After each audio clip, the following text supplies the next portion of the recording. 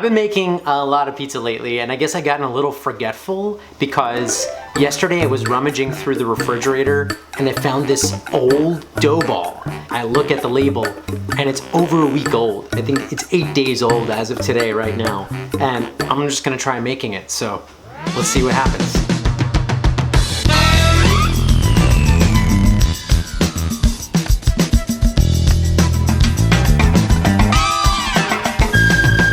It is marked as August 8th, and I'm shooting this on August 16th. I've also marked that it's half King Arthur all-purpose and half King Arthur bread flour. There's 3% of Molino Dento in fibra flour. Let's take a look. So exactly what I expected to see from a dough of this age, which is that it's super bubbly. And that's because this dough is way over fermented. Sometimes you'll see signs that say fresh dough every day. And then you see other people who say, oh, we ferment our dough for 3 or 4 days. Allowing your dough to ferment for multiple days is great, but when it goes past the point where the yeast has enough sugar to feed on, then the yeast just produces a bunch of alcohol, which breaks down the gluten, and it's no good for anybody. So that's why we've seen this. The gluten is weak, it's formed all these big bubbles, and now I don't know if this is gonna even stretch. We will find out together. So first, I shake on a bunch of flour onto the top. Now I wanna be careful because there's a lot of gas in there, and I do wanna keep that gas, but woo, look at this. All right, so with a dough like this, I actually don't wanna put a ton of flour on top of it. Instead, I'm gonna sort of pick it up and drop it into the excess flour. I don't like to push flour into these little nooks and crannies. It's just too much. Oh, it smells boozy as heck, okay? So to stretch this dough, I'm just gonna do a real simple, I'm just gonna do a little pat down method. I'm not gonna be too crazy with this dough, but it's holding itself together. So if this is my standard dough recipe, I must have made this in a class this week, which means that it's about 66% hydration, 0.3% active dry yeast, 2.4% salt, 1.4% oil. So those are baker's percentages. I'll put the whole recipe down in the description. So with this, let me just finish it by doing a little back of the hand stretch. Not too much. Oh, it's holding together okay. But I don't want to give it more than that. Oh man, it's not ripping.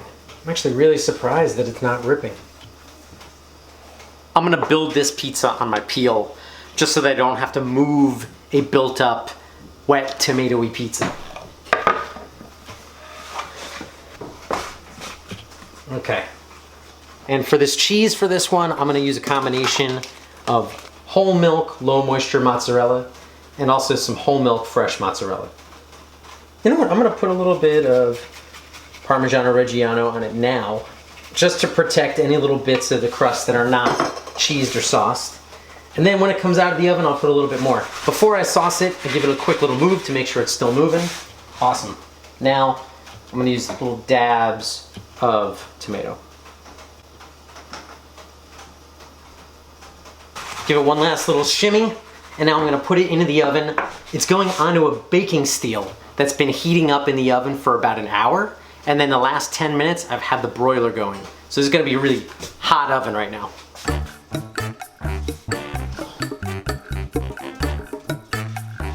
I like to bake this with the broiler on and with the oven cracked open a little bit, just so the broiler doesn't shut itself off. Then, every 30 seconds or so, I'll reach in and give it a spin.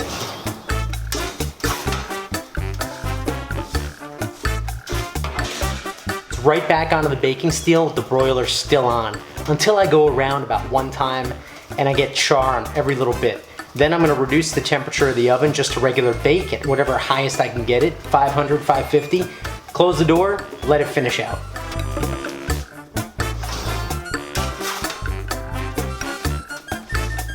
All right. There it is, looks really good. The edge is nicely charred. See a little bit of light spot over here, but that's okay. A little bit of burnt spots on the cheese, which I'll just have to deal with. The big trick here is put a little Parmigiano Reggiano on top of it, and that contrast will throw everybody off the trail. Nobody will look at the burnt pieces. Maybe a little bit of olive oil on the outside. Great looking pizza. So let's inspect. Top of this thing looks really good. Nice even bake around the outside because I rotated it a bunch. Beautiful char on the top. Bottom's looking good. Really surprised that this thing held up after 8 days in the refrigerator.